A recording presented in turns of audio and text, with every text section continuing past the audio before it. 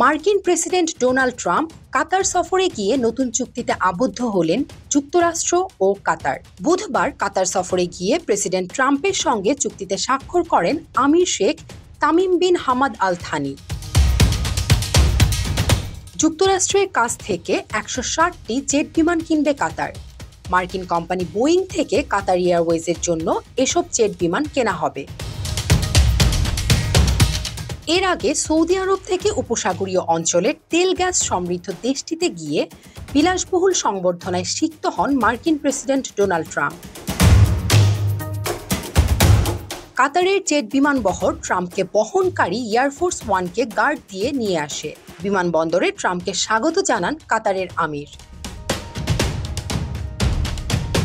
কাতার পৌঁছে মার্কিন এই প্রেসিডেন্ট বিলাসবহুল লুসাইল প্রাসাদে গিয়ে দেশটির আমির Sheikh Tamim bin Hamad Al থানির সঙ্গে বৈঠকে মিলিত হন।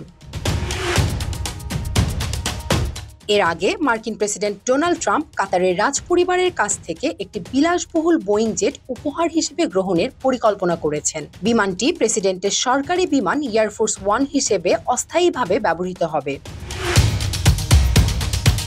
১১ মে রবিবার রাতে নিজের সামাজিক যোগাযোগ মাধ্যমে টুইট করা এক বার্তায় ট্রাম্প এই পরিকল্পনার ইঙ্গিত দিয়েছেন।